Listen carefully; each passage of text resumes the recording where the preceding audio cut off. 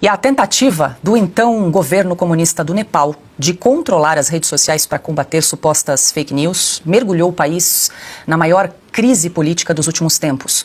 O bloqueio de 26 plataformas digitais, decretado na última quinta-feira, gerou protestos violentos que deixaram ao menos 19 mortos, mais de 300 feridos e culminaram na renúncia do chefe de governo nesta terça-feira. Entre os aplicativos proibidos estavam Facebook, Instagram, WhatsApp e a rede X. A justificativa oficial era evitar a disseminação de boatos, mas as plataformas eram usadas principalmente por jovens para denunciar corrupção, nepotismo e organizar as manifestações. A medida foi interpretada como um ataque direto à liberdade de expressão e transformou a insatisfação em revolta generalizada. A repressão violenta com o uso de munição real contra os manifestantes aumentou a fúria popular. Residências de ministros foram queimadas e a casa do premier destruída. O ataque matou a mulher do premier, que foi queimada viva. E pior, nesse caso, prédios do parlamento e também da Suprema Corte do Nepal foram tomados e queimados pela população. A gente está acompanhando imagens chocantes dessa situação extrema aí que chegou o Nepal com o banimento das redes sociais pelo governo local. O banimento das redes sociais pelo governo, num ato, sim, ditatorial contra a liberdade de expressão, foi o estopim dessa fase mais violenta dos protestos que já vinham desde antes, denunciando corrupção do governo. E, claro, as redes sociais eram o meio do que se chama hoje de geração Z, né? Pessoas entre 13, 14, 15 anos, até pouco menos de 30 anos, essa é a tal da geração Z, que é assim completamente conectada, são nativos digitais, para usar uma expressão também convencionada já a definir essas pessoas, e aí houve realmente digamos, perdeu-se completamente o controle. Nem, obviamente, tanto que o governo agora, o governo interino, foi lá e revogou essa questão das redes sociais. As redes sociais voltaram a funcionar. A gente viu aí, ou seja, teve a casa do premier queimada com a esposa dele ali dentro, ou seja, a situação degringolou. O Nepal é um país muito pobre, depende de uma agricultura praticamente de subsistência, com alguma coisa assim um pouco maior na plantação de arroz, que é a base ali da comida deles. O Nepal vive um pouco de turismo também, é um dos países mais fechados também. Agora, quando você tira, e obviamente isso aqui não é uma justificativa para violência, mas é uma explicação.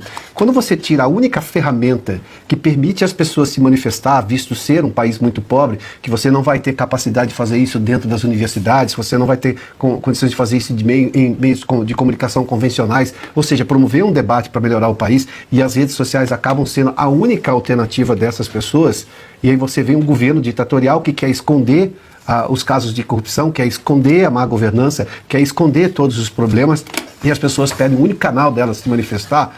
Você está chamando essas pessoas a uma violência que normalmente vai a níveis estratosféricos, como a gente está vendo aí, narramos aí fatos, obviamente, que são muito preocupantes. Há 19 mortos também. As Forças Armadas ocuparam as ruas ali para tentar restabelecer um mínimo de controle. Esses 19 mortos são tão vítimas quanto a mulher do premier. Nós temos que aqui lamentar vítimas, porque na lógica democrática as pessoas se manifestam e elas não pedem os meios de se manifestar. Elas têm direito de se manifestar. De novo, não é uma justificativa a isso ou aquilo, mas é preciso entender a explicação. A explicação é essa.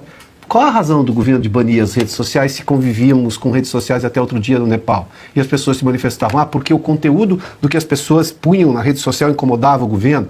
E desde quando governos podem se incomodar com conteúdos que as pessoas colocam e obviamente se responsabilizam por aquilo?